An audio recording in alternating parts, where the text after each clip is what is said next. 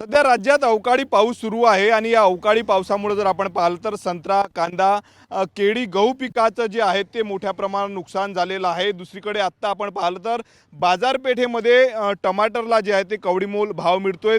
उत्पादन खर्च देखील टमाटरचं निघत नाही। जवळपास 80 ते 100 रुपयात एक कॅरेट विकलं जातं। साधारणतः दर 4 ते 5 रुपये किलो आहे, ज्यामुळे उत्पादन खर्च निघत नाही। त्यामुळे अशा पद्धतीनं शेतकरी जे आहेत ते आपल्या शेताबाहेर टमाटर जे आहे ते फेकून देत असल्याचं चित्र पाहायला मिळत आहेत।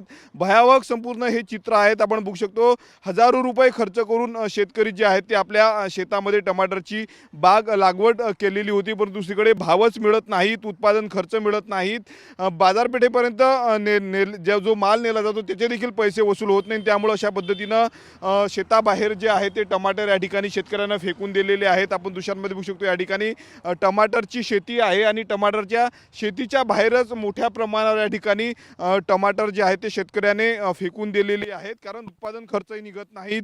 फवारणी असेल, खत शेतकरी या टमाटरला टाकत असतो, परंतु बाजारपेठेमध्ये जर आपण पाहिलं तर भावच टमाटरला मिळत नाही। त्यामुळे अशा पद्धतीने रस्त्याच्या कडेला जे आहे ते टमाटर या ठिकाणी आपल्याला पाहायला मिळतं। आपण मुख्य रस्त्याच्या कडेला जे आहे ते शेतकऱ्यांनी टमाटर फेकलेले आहे आणि या बाजूला आपण पाहिलं तर टमाटरची शेती आहे।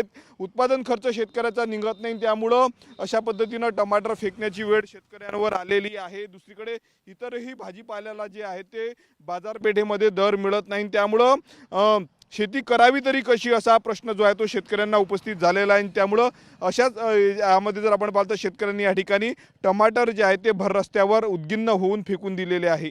कॅमेरामन अनिकेत दहातोंडेसह मी स्वप्नील उमाप, TV9 मराठी, अमरावती।